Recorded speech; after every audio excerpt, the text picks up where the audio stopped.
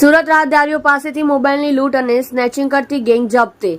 આરોપીઓના remand મેળવવા પોલીસે તજવીજ હાથ ધરી. સુરતના ઉધના વિસ્તારમાં રાહદારીઓને ઢીકમુક્કીનો માર મારી મોબાઈલની લૂંટ તેમજ અન્ય રાહદારીના હાથમાંથી મોબાઈલ સ્નેચિંગ કરી ફરાર થઈ ગયેલા 3 આરોપીઓની પોલીસે ધરપકડ કરી પોલીસ ચોપડે નોંધાયેલ 2 ગુનાઓના ભેદ ઉકેલી કાઢ્યા છે.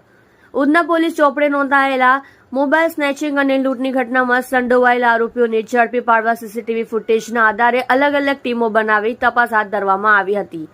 દરમિયાન ઉધના પોલીસને માહિતી મળી હતી કે મોબાઈલ સ્નેચિંગ અને લૂંટની ઘટનામાં સંડોવાયેલા આરોપીઓ મયુર ઉર્ફે રોમિયો, રાહુલ ઉર્ફે બટકા અને અજય ઉર્ફે ટકલા નામના શખ્સો સ્નેચિંગ અને લૂંટ કરેલા મોબાઈલ વેચવા માટે પ્રભુનગર 4 રસ્તા પાસે ફરી રહ્યા છે.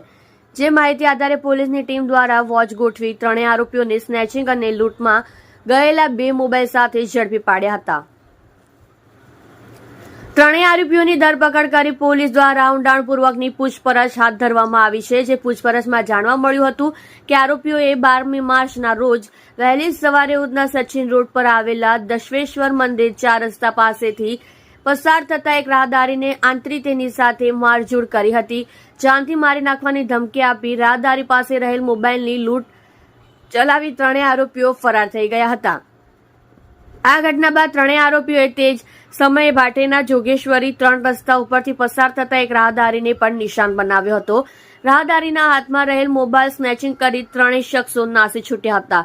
આ મુદ્દના પોલીસની તપાસમાં પોલીસ ચોપડે નોંધાયેલા મોબાઈલ સ્નેચિંગ અને લૂંટના 2 અલગ અલગ ગુનાઓના ભેદ ઉકેલી ગયા હતા. આરોપીઓના ગુનાહિત ઇતિહાસ અંગે તપાસ કરતા જાણવા મળ્યું હતું કે આરોપી મયુર ઉર્ફે રોમિયો વિરુદ્ધ વર્ષ 2021 અને 2023માં ખટોદરામાં 1 અને ઉધના પોલીસ ચોપડે 2 ગુના નોંધાઈ ચૂક્યા છે. જેમાં મોબાઈલ ચોરી સહિત હત્યાના પ્રયાસનો ગુનાનો સમાવેશ થાય છે. તેવી જ રીતે આરોપી રાહુલ ઉર્ફે બટકા વિરુદ્ધ વર્ષ 2021 અને વર્ષ 2023માં ખટોદરા અને પાંડેસરા પોલીસ મથકમાં મોબાઈલ ચોરી તેમજ મારામારીના ગુનો પણ નોંધાઈ ચૂક્યો છે.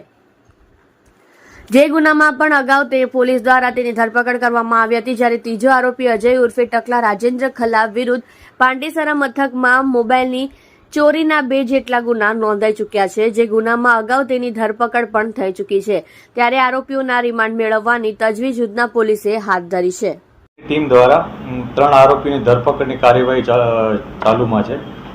આ ઘટનામાં બનાવ એવો હતો કે ઉધના પોલીસ સ્ટેશનમાં દક્ષેશ્વર 3 રસ્તા અને જોગેશ્વરી 3 રસ્તા આ બંને સ્થળે આ 3 આરોપીઓએ એક જગ્યાએ લૂંટ અને એક જગ્યાએ સ્નેચિંગનો ઘટનાને અંજામ આપ્યો હતો. જે અનુસંધાને પોલીસે આ 3ની ધરપકડની તજવીજ ચાલુ કરેલ છે. આ બનાવમાં આ 3 જણાએ પહેલાં એક રાહદારીને ઉધના જે દક્ષેશ્વર 3 રસ્તા છે તે બાજુ જઈ અને એને માર મારી અને એની પાસેથી મોબાઈલ ઝૂંટવી લીધો હતો અને લૂંટ ચલાવી હતી. આ જ રીતના એણે આના 3 દિવસ અગાઉ જોગેશ્વરી 3 રસ્તા પાસે પણ આ જ પ્રકારની એક ઘટનાને અંજામ આપતા એક મોબાઈલ સ્નેચિંગ કરી અને જતા રહ્યા હતા.